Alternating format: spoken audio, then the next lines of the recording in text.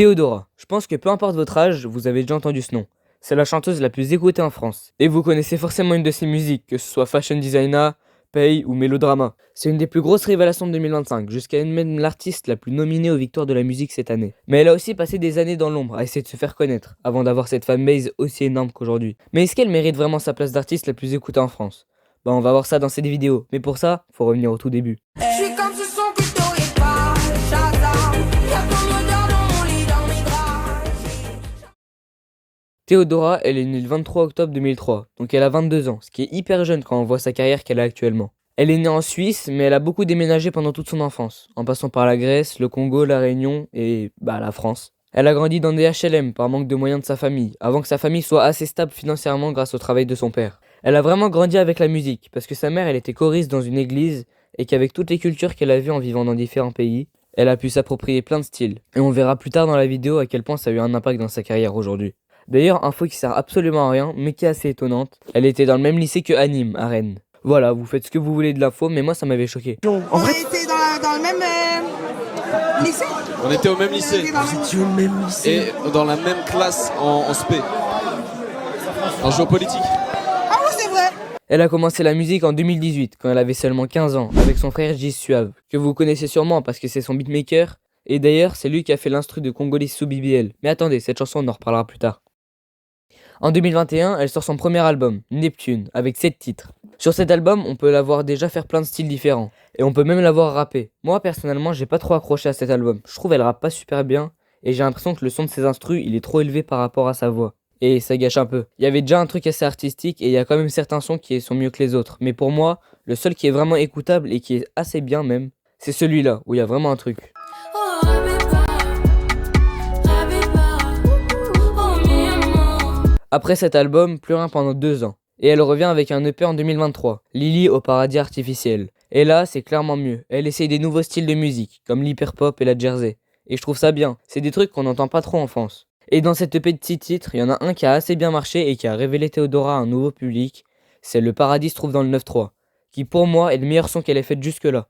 Des jolis poumons qui s'abîment, 10 balles le paquet, c'est trop cher, RDV marché sans bout. Encore une fois, on peut voir qu'elle sait faire plein de choses différentes. Un an plus tard, elle sort un titre qui va changer sa carrière, Congolais sous BBL.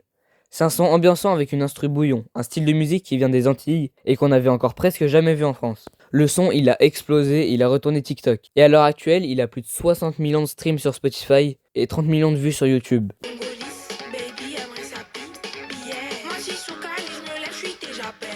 À ce moment-là, tout le monde commence à parler d'elle, en la qualifiant de chanteuse TikTok, parce que c'était grâce à cette plateforme que le son a buzzé.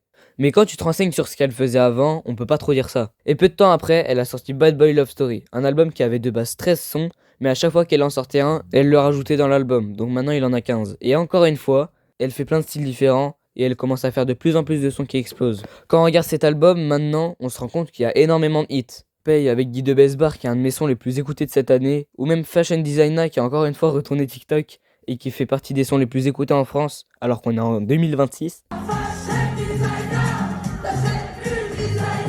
Et enfin, Il me rit tout sonné, qui a choqué beaucoup de monde.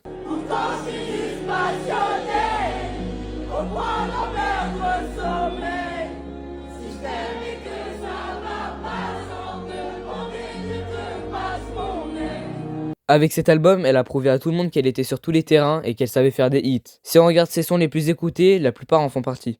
Pour moi, les sons qui ressortent de l'album, c'est ceux-là. Et Pay du coup. En début 2025, elle a obtenu la flamme de la révélation féminine de l'année. D'ailleurs, si vous avez vu ma dernière vidéo où je parlais de Lamano, vous avez vu qu'il a obtenu la flamme de la révélation masculine de l'année. Donc voilà, on a nos 2 révélations. Ah, et si vous l'avez pas vu, n'hésitez pas. Bref, on reprend. 2025, c'est clairement sa plus grosse année. Elle a profité du buzz de son album, et elle a sorti une réédition de ce même album avec ce feat avec Jul que tout le monde connaît. J'ai lancé des gaillards comme des petits. Ma salle est pleine à craquer et la tienne est vide.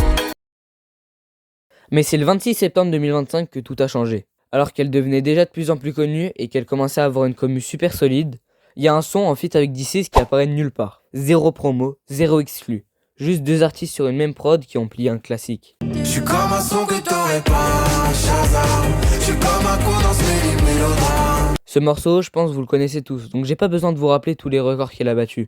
Mais on va quand même le faire. C'est le son francophone qui a atteint les 100 millions de streams sur Spotify le plus rapidement de tous les temps en seulement 3 mois. Bon, il y a pas longtemps, il s'est fait dépasser par Mon Bébé de RN Boy. Mais vous avez compris. Et dites-vous que c'est plus rapide que Bande Organisée et même La Vie qu'on mène de Nino qui sont maintenant à plus de 300 millions de streams. Alors, mettez quand même du respect sur La Vie qu'on mène et Nino, mais c'est quand même pour qu'on se rende compte de ce que c'est.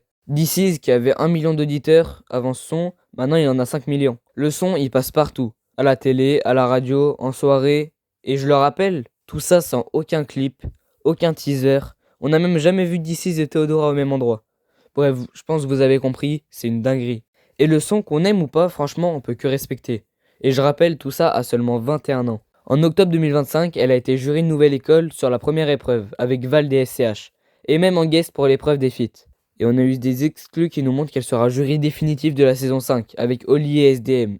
En 2026, Théodora elle a fait un feat avec Gims, qui a été attendu depuis longtemps, vu comment les deux avaient marqué 2025, et aussi parce que Gims avait envoyé un DM à Théodora pour lui demander de faire un morceau. Et les retours sur le son, ils étaient mitigés. La plupart disaient que le son était pas si bien que ça, et même moi, qui adore les deux, j'ai pas accroché. Mais le son il marche très bien, et plus je l'écoute, plus j'ai la vision.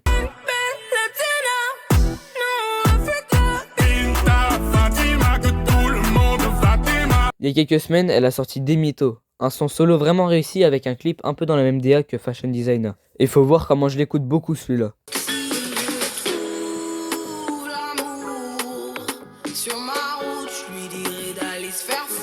Et enfin, très récemment, il y a eu les victoires de la musique. Et si on regarde les nominés, Révélation féminine de l'année, Théodora. Ok. Révélation scène, Théodora. Ok. Album de l'année, Méga BBL de encore Théodora. Ok. Et chanson originale de l'année, Fashion Designer de Théodora. Bon, c'est bon, on a compris. Elle a été nominée dans presque toutes les catégories, à part les catégories comme Révélation masculine ou Artiste masculin de l'année, mais ça paraît assez logique. Et devinez quoi? Parmi les nominés, c'est elle qui a eu la victoire de la Révélation féminine, ce qui est clairement mérité. Elle a aussi eu l'album de l'année, alors personnellement j'ai préféré La Fuite en avant d'Orelsan, mais pas grave, c'est bien aussi. Elle a eu la victoire de la Révélation scène de l'année et du clip de l'année avec Fashion Designer, et là c'est clairement mérité par contre. Théodora, elle a vraiment sa DA à elle. Elle fait tout et elle y arrive très bien. Même si je trouve qu'elle est clairement plus forte en chant qu'en rap. Ses clips, ils sont vraiment artistiques et on voit que c'est une vraie artiste comme il y en a très peu qui percent. Je pense qu'on se rend pas compte des stats qu'elle fait. Presque 8 millions d'auditeurs par mois. C'est autant que des Nino, SDM et encore plein d'autres. Elle est connue depuis pas très longtemps, mais je suis sûr que dans les prochaines années, si elle continue comme ça, elle va clairement devenir la chanteuse numéro 1 en France et de loin. Elle peut même faire une carrière internationale, encore plus que Aya Nakamura ou encore Indila. Et pour moi, c'est déjà une des plus grandes artistes de France. Bref, elle peut aller très loin et c'est ce qu'elle est en train de faire.